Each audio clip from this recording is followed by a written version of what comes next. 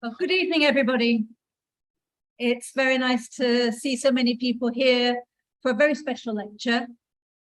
The story of Lord Sempill has been niggling at the back of my mind since I joined the Japan Society and looking in the archive and seeing various bits of writing. So I was delighted when I heard that Alex Hardie had been doing research on the subject and it all came together.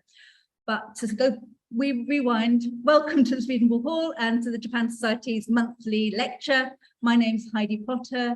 I work at the Japan Society with my colleague Alice at the back, and it's great to see so many of you here this evening. But it's a huge privilege and a great joy to welcome Dr. Alex Hardie to speak to us this evening. Alex is an honorary fellow at Edinburgh University in the Department of Classics, History, or History, Classics and Archaeology. Is that right, Ed? Okay, I got there in the end. But his first career was as a diplomat, and this research has come out of a bit of serendipity and connections and curiosity, which is fatal for all kinds of things, but I think has developed into a really interesting and fascinating study, which I'm looking forward to hearing more about this evening. Alex's article on this subject has just been published by the International Journal of Intelligence and Counterintelligence, an American journal, and is available on open access. First of all, let me ask you to join me in welcoming Dr. Alex Hardie to speak to the Society. Well, thank you, Heidi. And as Heidi has just said, William Forbes Sempill really needs no introduction to the Japan Society. He was elected to membership in 1923, joined the council the following year, and addressed a meeting chaired by the then ambassador in January 1925. And here's how he was painted with daughter June, just about that same time, mid-1920s, by John Lavery, his father-in-law. Sempill's lecture subject to the Society was the British aviation mission in Japan. 100 years on, that mission will be my start point for reassessment of its controversial relationship with the country and its troubled reception in more recent times. If my question, traitor or spy myth, doesn't exactly square with any thoughts of centenary celebration, there could certainly be no more fitting occasion to address my subject, and I'm really very grateful to the Society for a kind invitation to speak tonight. In 1924, the Master of Sempill, as he then was, fell under suspicion of passing classified information to the Japanese naval attaché in London. The subsequent MI5 investigation was to extend with varying degrees of intensity well into the 1940s. It spiked twice, in winter 1925-26, and again in autumn 1941, when at Churchill's direction, Sempill was required to resign an admiralty post he'd taken up at the outbreak of the European War. The inside story of Sempill's contacts with Japanese representatives in London remained pretty much under wraps until the release of classified files from the later 1990s onwards. Hostile treatment was to follow. And Sempill was paraded as a traitor, a peer of the realm who betrayed British and American interests over a period of 2 decades, a spy who shared responsibility for Pearl Harbor itself. Bold headlines indeed, and they have left their mark. The public has been offered a version of espionage history that touches on the origins of the Pacific War, on Anglo-Japanese dynamics in London, and on the integrity of the Atlantic Alliance at the very moment of its inception. At a more personal level, the indictments have cast a long shadow over an ancient family name. A few scholars have challenged the prevailing view or have registered uncertainty as to where the truth might lie. My own feeling, almost a quarter of a century after the first archival disclosures, is that an evidence-based reappraisal of the case and its treatment in British historiography is long overdue. Was Sempill really a long-term penetration agent, a spy, recruited, controlled, and paid by Japanese intelligence officers? This evening, I want to convey some sense of a complex public figure in his professional and political context, focusing on just two periods, the years 1924 to 26 and 1939 to 41. I'll illustrate the range of archival material that bears on the case, and I'll try to show why I have come to the conclusion that Lord Sempill was no traitor. In 1921-22, Sempill led a British mission to help establish the naval service of the Imperial Japanese Navy. His 15-month stay proved a profoundly formative experience, kindling a lifelong sense of kinship that shines through his 1925 address to the Society. Sempill's regard was largely reciprocated by his hosts. The mission had been honored by the Crown Prince and by a handsome tribute from Prime Minister Kato. The internal account of the Naval Ministry, still surviving, the Kaiguncho, refers to Sempill, as he was called, as a British nobleman who is still under 30 years old and is truly an authority in his home country when it comes to aviation. He's also described, this is the Japanese description, he's also described as extremely sincere, likely in reference to a capacity for outspoken criticism that did not endear him to all. Above all, however, he's remembered by trainees as a hands-on engineer and aviator who loved machines and led by example. To my mind, the man who trained up the IJN's Naval Air Service bears more than a passing resemblance to an earlier champion, Thomas Glover, the entrepreneur who helped found the IJN itself in the 1860s. Glover was revered as the Scottish samurai, and Sempill now has a place of honor in the Yamato Museum. That's him in the middle at the top there. As it happens, both were from the northeast of Scotland, albeit from different backgrounds. Glover, the son of a Fraserburgh Coast Guard, and Sempill, the heir to the Craigievar estate in Aberdeenshire. But of course, this was a very different era. A new maritime order was emerging even as Sempill and Eileen arrived in Corby in July 1921. The Washington Naval Conference convened later that same year, and by February 1922, the Anglo-Japanese alliance of 1902 had been rendered defunct. British strategic interests in the Pacific were pivoting towards Washington, and the cordial wartime relationship between the IJN and the Royal Navy was ebbing away, progressively replaced by the Admiralty's long-term sense of the IJN as a potential rival. For their part, the Americans made no secret of their hostility to the aviation mission, pointing the way as it did to the development of a Japanese carrier capability in the Pacific. It's against these shifting post-war national interests and their corollary in conflicting personal and departmental perspectives that Sempill's story plays out. Sempill set up as an international aeronautical consultant in premises off the Kingsway and advertised his services to foreign missions in London.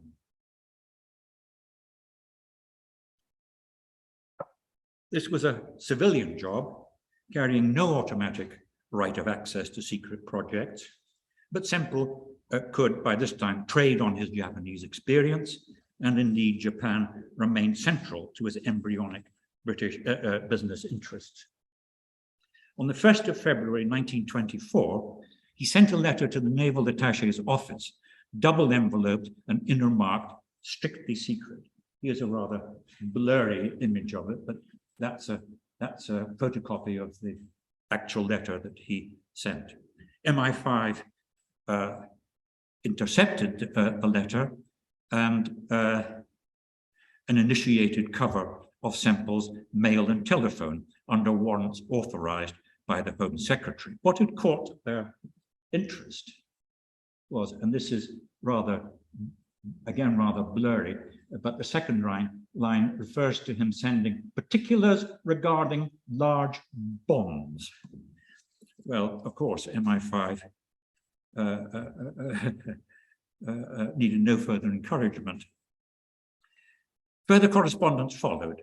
Sempill expressed willingness to assist the new naval attaché, Captain Toyoda Teijiro, and generally to keep him informed of what he called the moves that are being made against you. He meant by the Air Ministry.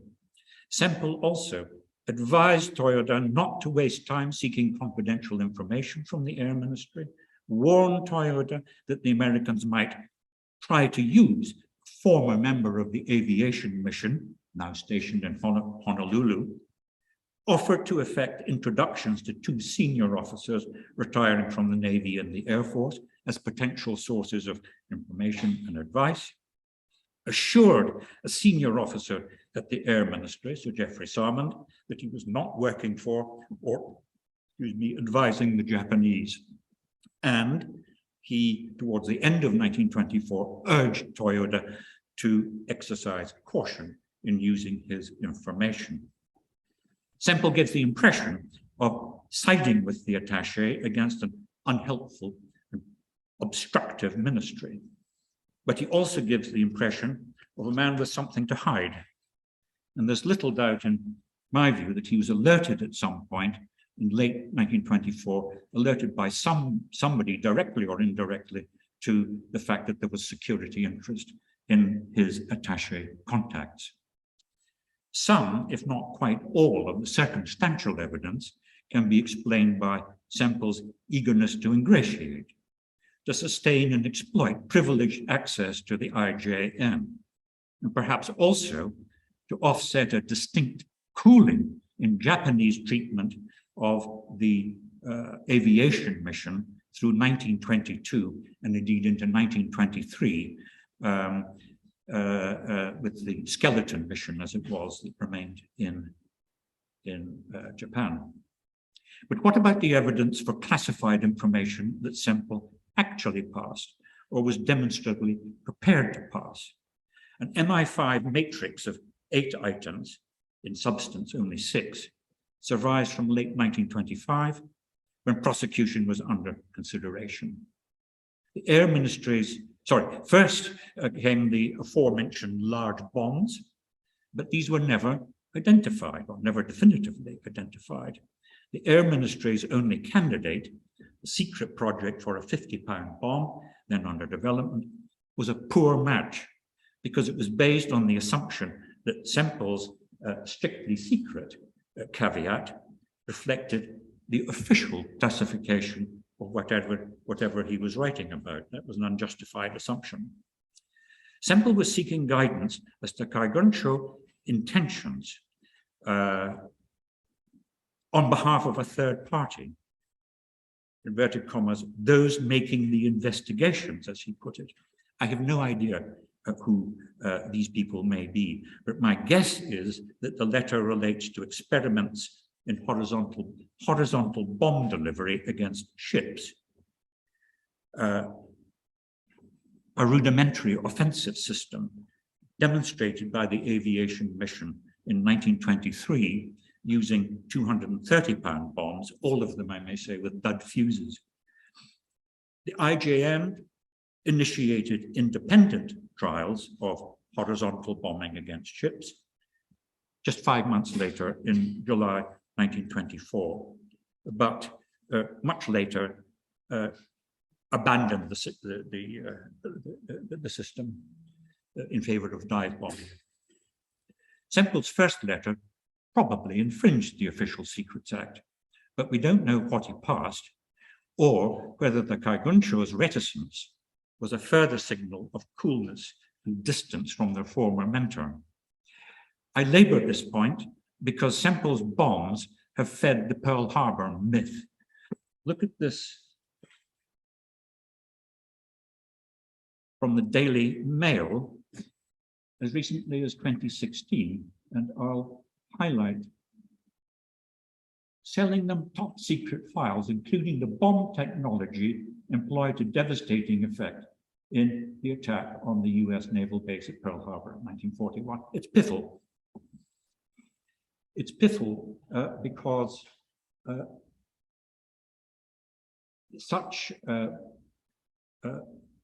the use of bombs at this time can only have related to horizontal delivery, and that was definitively superseded by the dive bombers deployed at Pearl Harbor. That's an example of simply connecting 1924, 1925 with Pearl Harbor and coming up with historical nonsense. One item in MI5's list, initially assessed to represent a serious breach of security, was later acknowledged to be available for international sale. At another point, Sempill advises Toyoda of the merits under trial of 2 carrier-borne aircraft and their respective engines, and he correctly predicts which of the 2 will be released for sale. To be sure, he's jumping the gun by a few weeks, thus, technically at any rate, breaching the Official Secrets Act. But he was identifying a candidate for external release, and he was using his inside track to the Kaigunsha and his own expertise in engine performance to advise the Japanese to acquire the Plover machine and the Jaguar engine. Central to the case for prosecution in late 1925, and perhaps the single most complex issue in the whole of the early sequence, was a seaplane on the Air Ministry's secret list, Blackburn Iris. That's it. Blackburn had a factory in Greece, and Blackburn had retained Sempill in connection with a consultancy mission to the Greek Ministry of Marine. In that connection, Sempill sought and obtained details of the Blackburn range, and he personally inspected the Iris. Now, Blackburn should not have shown it to him. He was a civilian, and he should not have seen it without ministry authorization. And his inspection represented a technical breach of the Official Secrets Act, both by him and by Blackburn. But MI5 desk officers, here's the complication. MI5 desk officers also sought to connect Sempill's interest in the seaplane with an intercepted questionnaire from Toyoda requesting numbers and technical details of standard machines now in commission with the Navy. Sorry, this is very blurry again, but that was the questionnaire that Toyoda sent to Sempill, and that was in September 1925. They were mistaken in connecting his interest in the Iris with this, because, and this is hopelessly blurred, but what that circle bit up there says is quite plainly deck landing machines. The Iris was not a deck landing machine, it was a seaplane.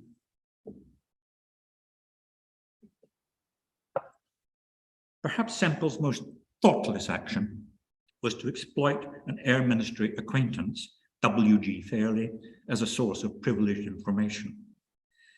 Fairley was handled by Sempill and by Sempill's employee, R.M. Brutnell, and the relationship certainly involved unauthorized disclosure and receipt, thus breaches of the Official Secrets Act on both sides. Fairley was confronted and summarily dismissed in late 1924, and in a sense, he was a victim of Sempill's consultancy requirement for current data on aircraft performance and particularly accident rates. Sempill will have needed such data and used such data to inform his advice to foreign clients and potential customers for British machines. It should not be assumed that Fairley simply acted as a subsource for material that would be uploaded to the Japanese naval attaché. Sempill received substantial cash payments each Christmas, £200 in 1924, equivalent to around £12,000 today. He admitted these payments when interviewed in 1926, and he claimed them as the equivalent equivalent of consultancy expenses. Comparable sums were certainly paid to other consultants, not many of them, but one or two. For example, the naval architect, Sir George Thurston. Thurston actually got slightly more than Sempill. Sempill's payment, and this seems to me a key point, fell to £100 in 1925, so 200 to 100, then to £75 in 1926 and 1927. His perceived value as a source was evidently receding. Such consultancy arrangements and gifts can in any case be distinguished from Japanese handling of covertly recruited British and American spies in the period 1922 to 1935, very roughly. Take, for example, their primary British source, the notorious Frederick Rutland, who offered his services in December 1922 and was being paid around about £2,000 a year by 1933. Or the submariner, Colin Mayers, who approached Toyoda in 1926-27 and was eventually promised a sum of £300 for a 4-month trial assignment. That said, there's some evidence that Toyoda tried to draw Sempill into closer collaboration. Here's a handwritten private letter dated the 2nd of July 1924, 4 months after Toyoda's arrival. He refers to Sempill's advice that the Air Ministry would not help with information on sound detection of aircraft. And he goes on, I'll read it out. However, I shall be very pleased and feel gratefulness if you were to get from me some such information which, though possibly not of the very latest, might be beneficial to our authorities. Now, Toyoda, here he is, rather later. He was a naval officer. He was not a trained recruiter of penetration agents. Here he's feeling his way with a high-value contact. Might Sempill supply useful information on confidential technology against direct reward for that information? Sempill surely had this episode in mind when asked in an interview 2 years later whether the Japanese had put questions that he could not answer. And he said, "They have asked me questions with regard to anti-aircraft defenses, and I have told them that this is a matter of extreme secrecy, and I know nothing about it. And I advised them not to approach the matter," that is with the Air Ministry, "as they would not get a reply that was satisfactory." So, did Sempill respond to that fishing expedition from Toyoda? If he did, there's absolutely no evidence to that effect. A year or so later, Toyoda presented Sempill with the questionnaire that I mentioned a few moments ago. Toyoda presses for all he can get, but he adds, "There are certain machines of which you will be bound to withhold details in accordance with the request of the Air Ministry." Now, I don't want to underplay the significance of that questionnaire. It's clearly intended to get a sense of the shape of current British naval air deployment, which is of strategic significance if you're planning a carrier-based force and how you're going to divide it between reconnaissance aircraft, torpedo carriers, and fighters. So I don't underplay the significance of the request. It's a serious one. But I would suggest that Toyoda's typewritten accompanying letter does not read like a case officer tasking a recruited intelligence agent. I would submit that Sempill had not crossed the invisible line separating consultant and spy. Had he done so, and had he passed over, for example, details of the iris, he would have received a reward substantially in excess of the £100 he was paid in 1925. Here is Vernon Kell, director of MI5, Vernon Kell's summary of the case against prosecution, which he jotted down in a precious aid memoir that still survives on the file. Number one, lack of any definite piece of secret information. I'll run through the other three, which are essentially procedural reasons not to proceed with prosecution. Calling of the Japanese naval attaché, well, he couldn't be called as a witness for the prosecution, clearly. Disclosure of methods, that is to say, interception of communications. Number four reads, neither the Admiralty nor the Air Force would consent to prosecution, and that's probably true. But let's just highlight that first one. Lack of any definite piece of secret information. Took the director of MI5 to put his finger on fundamental weakness in the case against prosecution, and indeed against Sempill at that time. So much for the top secret files beloved by the Daily Mail, and so much also for the notion that Sempill was protected at this time and later only by his name and by family associations with royalty. In the event, Sempill was interviewed by the Director for Public Prosecutions and by an MI5 officer. He received a magisterial reprimand for failure to consult the Air Ministry on the classification of any project he brought to the attention of foreign governments. He acknowledged the rebuke and he offered an apology for his unwilling offense. The interview, incidentally, took place on the 4th of May 1926, the second day of the national strike, and it was dramatized in a BBC documentary broadcast in 2012, and I'll return shortly to that program. The interview had been precipitated by Sempill's belief that the Air Ministry, perhaps the Chief of the Air Staff himself, had sabotaged the Greek consultancy mission that I mentioned a while back. And that mission was actually nearing a successful conclusion with prospects for enhanced British influence and aircraft sales. Sempill's letters from Athens to Eileen brim with a sense of betrayal, and they document his efforts to mobilize London friends to clear his name. Well, the Greek affair dripped with potential embarrassment for HM government, and it got wrapped around the axle of the ongoing MI5 investigation and prospects for prosecution. From the Foreign Office, Sir Victor Wellesley pressed the case for an in-camera trial in these words. It is obvious, it really is a prize example of Mandarin cynicism. It is obvious that if a prosecution were possible, it would be the easiest and certainly the most dignified method of getting us all out of the awkward position in which he, Sempill, has succeeded in landing us. Well, it's to Vernon Kell's signal credit that he saw off Wellesley's attempt to use the Official Secrets Act to dispose of a man who, in this instance at least, was more sinned against than sinning. Kell, I should now add, knew Sempill personally through membership of the Japan Society.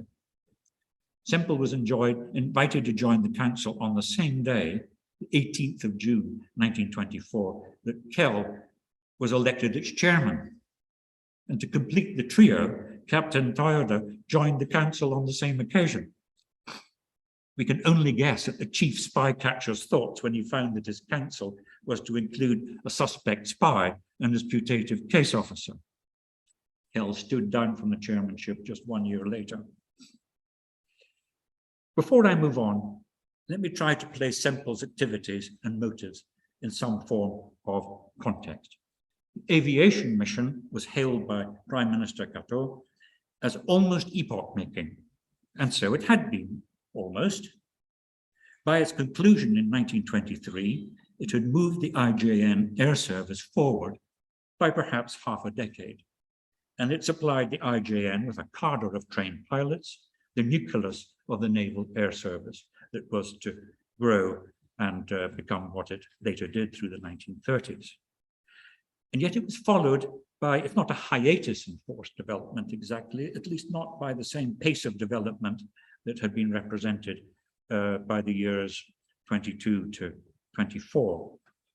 The offensive capability deployed in December 1941 was the product of strategic evolution, Mitsubishi's astonishingly innovative aircraft design and pilot retraining through the 1930s. Sempill had discharged a professional assignment wished upon him by two government departments while Japan was still an ally. The Foreign Office saw political advantage, and the Air Ministry anticipated aircraft sales. But the Admiralty opposed technical assistance to a potential rival. Mired in departmental squabbling, the mission was accorded only civilian and unofficial status in London. Nobody in Whitehall took supervisory responsibility for program content or the parameter of technology transfer.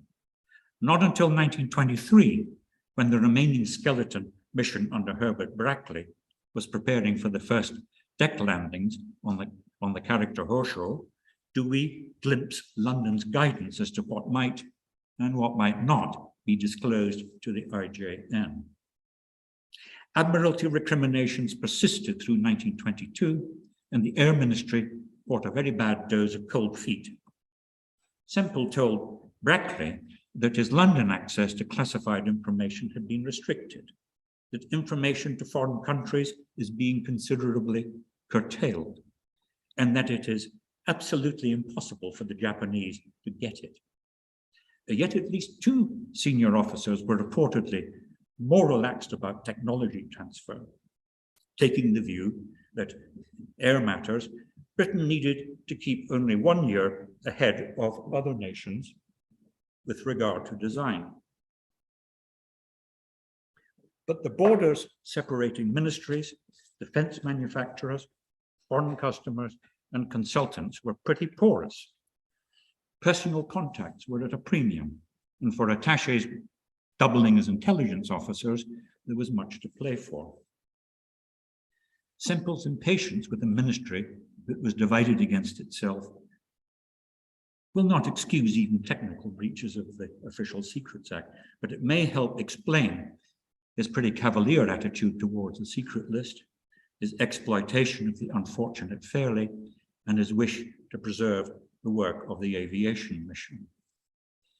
He belatedly sensed the damage he'd done to his own reputation and appealed to the Air Ministry. Was it likely that a man with his record of service would descend to the level of a paid spy of a foreign government? Well, as Professor John Ferris has suggested, more likely he was a businessman pointing the IJN towards promising British equipment, so to promote sales and rewards from the country and the firms that he favored.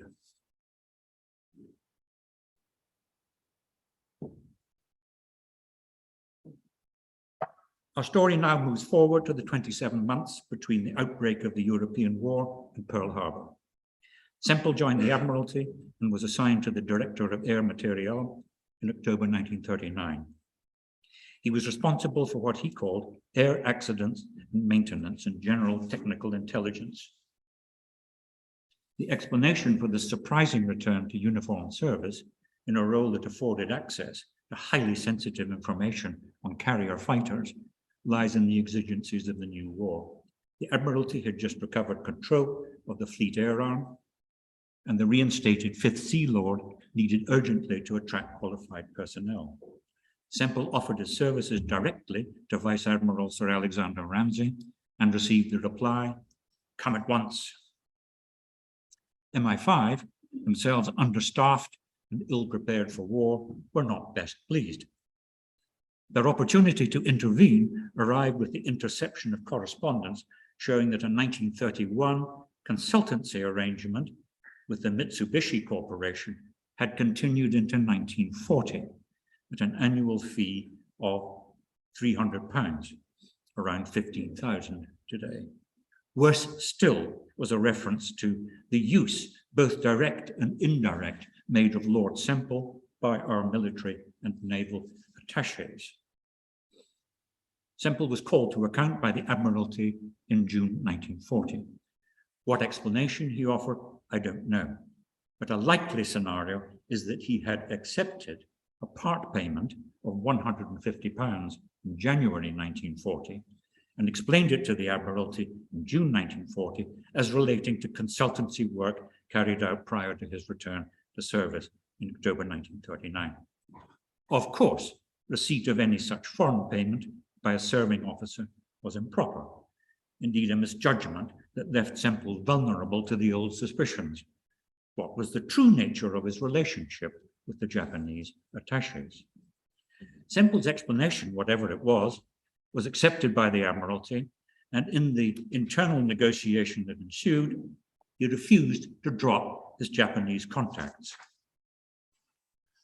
The Sea Lords eventually accepted his position, leaving him free as a member of the House of Lords, a representative Scottish peer in the House of Lords, to discuss political and economic issues. So he could discuss political and economic issues with the Japanese or whoever he liked, including the Japanese. He was debarred only from discussing matters arising from his service appointment, that is to say, from his post in the Admiralty. Well, this was a flawed accommodation that was bound sooner or later to fall apart. The impression abides that Sempill was snapped up by the Admiralty in 1939 as a kind of gilded acquisition and was protected by the Sea Lords thereafter for his unique combination of technical expertise, political reach, and personal impact.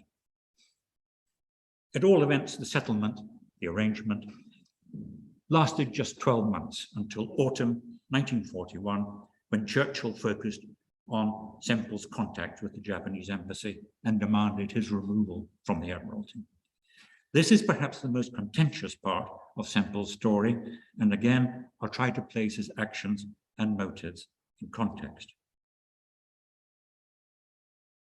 In late 1940, as the British government sought to deter further Japanese encroachments in Southeast Asia, Churchill, Foreign Minister Eden, were anxious to exclude any perception in Tokyo of slippage towards appeasement, inverted commas.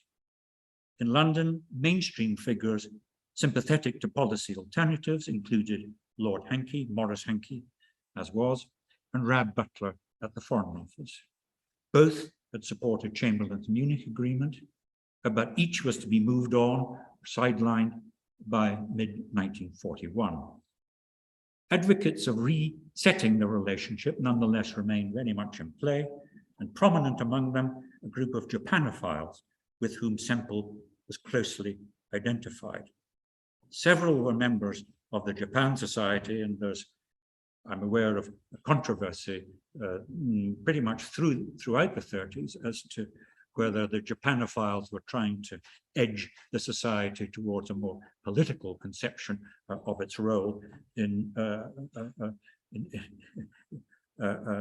relationship with Japan. And while the Japanophiles' motives certainly varied, they were united by the common aim of avoiding a Pacific War. For his part, Ambassador Shigemitsu Mamoru had won respect for efforts to wean Tokyo away from the Axis powers. He had the active support of his naval and military attachés, Captain Kondo and Major General Tatsumi, both of whom took the view that Britain would ultimately prevail against Germany. Sempill was in touch with all three, but it was to Shigemitsu and Viscount Kano Isakira of the Yokohama Specie Bank that he appears to have been closest. Both attended his second marriage, Sempill's second marriage, to Cecilia in February 1941. Sempill cultivated Labour members of the national government, Ernest Bevan, the Minister of Labour, and A.V. Alexander, First Lord of the Admiralty, his own minister, cultivated them to try and interest them in a resetting of policy toward Japan. He overtly deployed political propositions set out in memoranda that had originated in Tokyo and had been shared through Viscount Kano and Captain Kondo. One such proposal, dated 26th of September 1940, for a four-power pact, Britain, America, Japan, and China, was scuppered the very next day to everybody's discomfort by the unveiling of its tripartite counterpart in Berlin, Japan, Germany, and Italy. But that's a kind of illustration of the way that Sempill was politically active through 1940 and 41, and the way that it was, as it were, conceptually, at any rate, informed with the help of Japanese memoranda. Sempill's correspondence with Maurice Hankey, Lord Hankey, offers insights into his preoccupations. As late as 6th of August 1941, he urges Hankey to tackle Churchill head-on. Churchill, by the way, is on his way to the Riviera conference with Roosevelt at that precise moment. Urges Hankey to tackle Churchill head-on, presses Shigemitsu's proposal that Hankey lead a delegation to Tokyo, and Sempill angles very nicely for his own inclusion in such a mission. Hankey's responses are courteous but bleakly realistic as to the prospects for effective intervention. In a final letter dated the 7th of November 1941, Sempill appeals for Hankey's help over frozen Japanese assets, a measure he mocks as a pinprick, un-English. He encloses, at the end of the typewritten letter, he encloses a handwritten plea. Tension grows apace, and so I beg you to do all you can. If we must have war, let us go to it, but not with pins. Plainly aware that Sempill was in trouble, Hankey forwarded his appeal on assets to a senior official with this rather supportive comment. I know him slightly. Sempill is very pro-Japanese, too much so, some people think. But I personally, this is Maurice Hankey speaking, I personally have never found him other than a patriotic Englishman anxious to avoid war. I'm not sure that Sempill would have, as it were, acknowledged that he was an Englishman, but let that pass. The Foreign Office took a very different view. Here is Sir Alexander Cadogan's diary entry for the 22nd of February, 1941. So, and here are the, and I'll read it out. A most amusing talk, that's as intercepted by MI5, between Edwards, one of the Japanophiles, advisor to the Japanese embassy, between Edwards and that green amateur Sempill, who have evidently been completely hoodwinked by the Japs.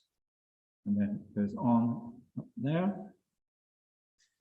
It's amusing watching the sorry futility of these ridiculous busybody dupes. Edwards ought to be jugged and Sempill certified. A bit harsh, you might feel. There was arguably something to play for in Tokyo for so long as Prince Konoye's final administration survived, with Sempill's old friend Toyoda briefly in office as foreign minister. He could have been forgiven too for recalling his personal standing with the Imperial House and with the alumni of the aviation mission, now in senior positions in the IJN. But as Hankey's responses should have warned him, Sempill was misreading the political realities, both in London and in Tokyo. Cadogan, for his part, was implacable. That's Cadogan was the permanent secretary in the permanent undersecretary in the Foreign Office. Cadogan, for his part, was implacable, and his private secretary at the Foreign Office was to play an influential role in Sempill's departure from the Admiralty. So let's come to that.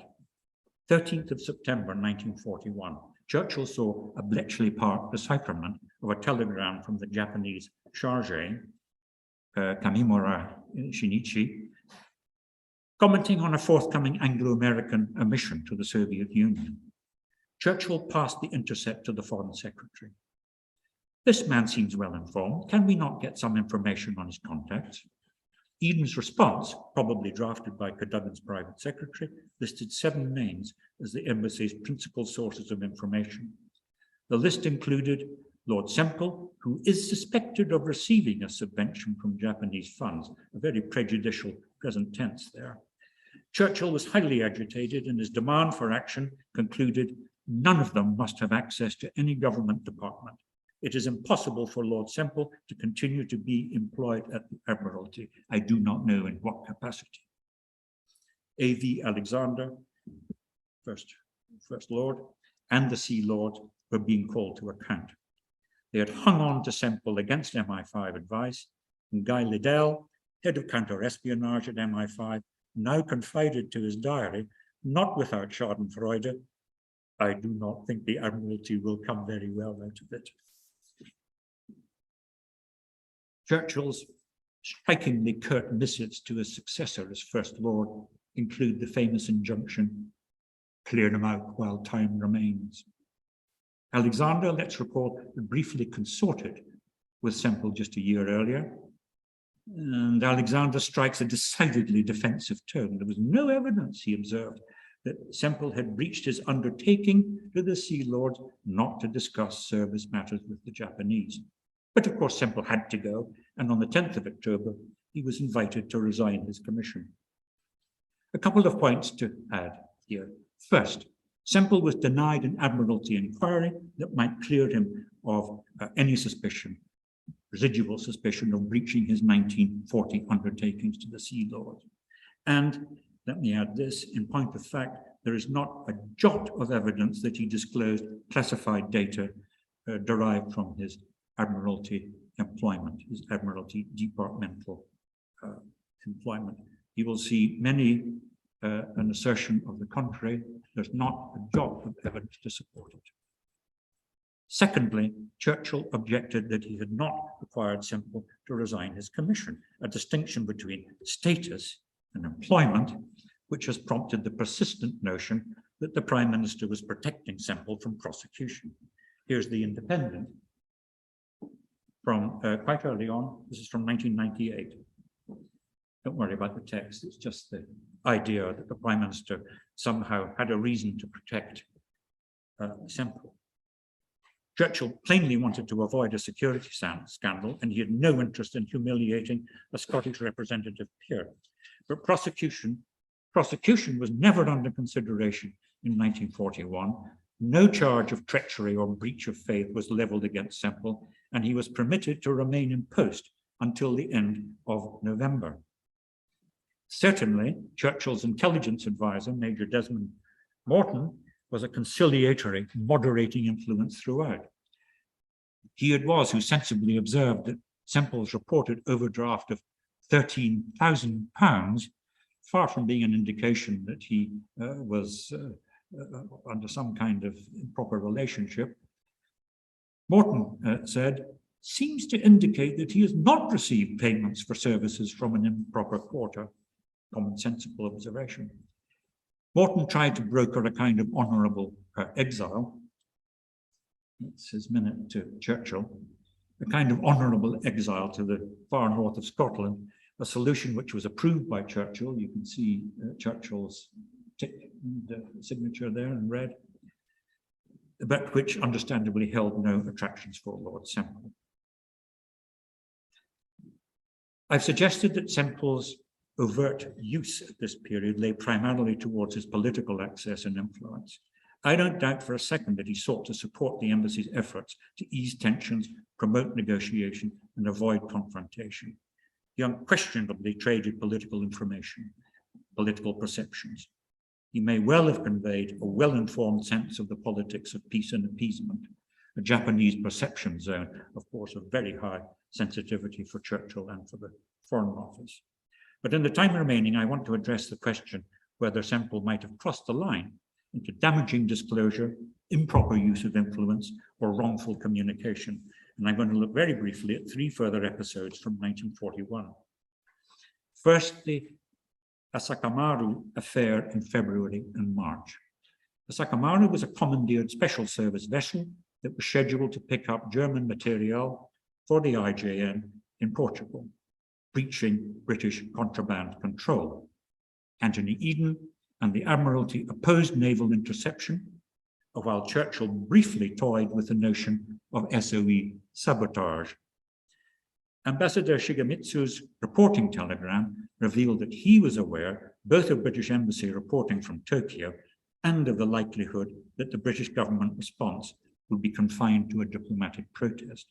It also revealed that the ambassador had had the help of an unnamed contact who had used his influence with the leading naval authorities on the basis of Tokyo's guidance. MI5, led by Guy Liddell, surmised that the contact was Sempill and asked the Admiralty to investigate. Well, the Admiralty proved unable or unwilling to assist, and the contact was never identified. But the ambassador's text suggests that the Admiralty may in fact have sanctioned some form of exchange on the Asakamaru, for it refers, Shigemitsu refers to a piece of British background briefing, which, and here I quote, was for the private information of the contact. Background briefing for the private information of the contact, who was told by the British side that they did not want me to know all the ins and outs of the question. The facts are now irrecoverable, but if the contact was indeed Sempill, he may have been deployed by the Admiralty in some form of intermediary role. Whatever the truth, and whoever the contact was, the contact seems to have exceeded his instructions. My second item is an intercepted embassy account of the Churchill-Roosevelt Riviera Conference in Placentia Bay in August 1941. Here's what it looks like. Don't worry about it. That's what it looks, the intercept looked like. That's what Churchill saw. In a BBC programme in May 2012, an intelligence historian displayed this page on screen and claimed that Kamimura, the chargé, had obtained the inside story of the Riviera Conference, including all the details of the war against the Germans in the Atlantic. It was further claimed that Kamimura's source, or one of his sources, the report is actually a collation, was Sempill, and that Sempill had obtained his information in a personal meeting with Churchill himself. The implications were far-reaching. The strategic relationship between Britain and the United States and the embryonic Atlantic Alliance were being betrayed through the indiscretions of the Prime Minister himself. The British and American press swallowed this account whole. Traitor Pier aided Pearl Harbor raid, Sunday Times. The traitor of Pearl Harbor, New York Post. In truth, this account is vulnerable to refutation at almost every point. In the first place, though Churchill and Sempill may well have been acquainted, for example, through Sempill's father-in-law, Sir John Lavery, with whom Churchill was intimate. So the two may have been acquainted, but there's no evidence that Churchill and Sempill were ever intimate friends. The MI5 log of Sempill's telephonic and written communications in 1941 reveals no reference to Churchill, his family, or his staff. And in September, Churchill twice has to ask, what position in the Admiral is it that Sempill actually holds? The second point, Kamimura's telegram was sent on the 23rd of August, allowing just 4 days after Churchill's return to London for Sempill, prominent Japanophile, to secure an otherwise unrecorded meeting. And third, it is doubtful whether Sempill was in London at the time. A unique 10-day gap in MI5 telephone intercepts between 15 and 24 August suggests that he and Cecilia were taking a break, possibly in Scotland or else in Cornwall. I won't address the content of Kamimura's collation other than to say it conveys nothing of Churchill's sense of his warm personal relationship with Roosevelt or of the latter's agreement formally to warn the Japanese that further encroachment in Southwest Pacific would be met with American countermeasures, even though these might lead to war. Despite elaborate security precautions, Riviera had sprung a leak almost as soon as Churchill left London. Kamimura cabled a strikingly accurate list of American, but not yet British, participants as early as the 8th of August. And that's the American participants. The fact is that several embassies, the Brazilians in particular, gained a pretty fair sense of the agenda before the conference ever got underway on the 9th of August. There's nothing distinctive in the telegram of the 23rd of August to connect it either with Churchill or with Sempill. This allegation, the most damaging of all in Britain, America, and Japan, is in my view entirely without foundation, and it's time that it was publicly withdrawn.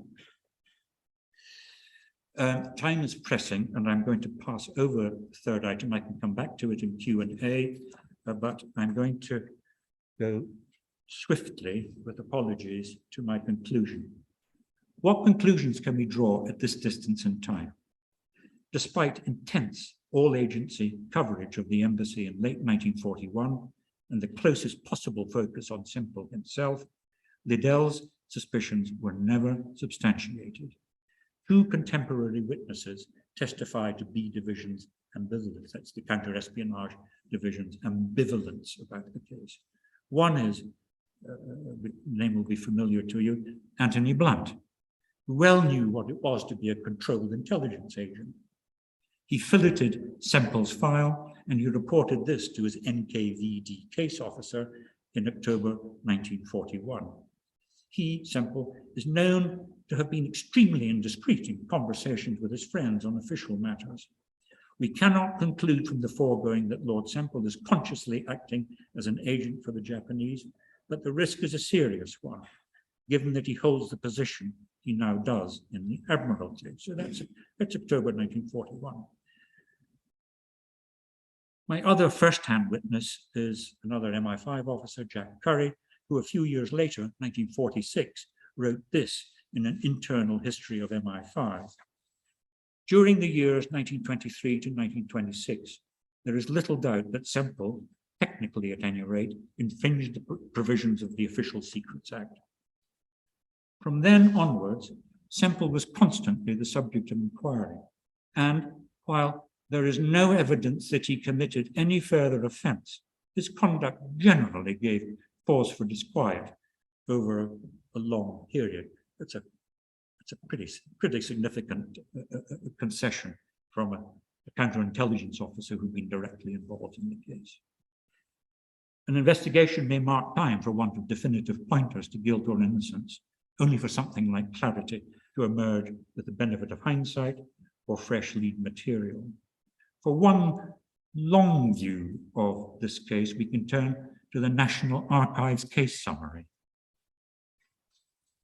And it goes like this. On the evidence of these files, Sempill's activities on behalf of the Japanese were motivated less by any desire to help the enemy or to make money than by his own impetuous character, obstinacy, and flawed judgment. How Liddell's successors at Thames House might now assess the files that the agency put into the public domain in 2002 sadly evades inquiry. As things stand, it would be idle to claim that our man was blameless or that each and every piece of evidence can be neatly disposed of. But on the central charge of treachery, I conclude that formal review could not do other than exonerate the 19th Lord Sempill.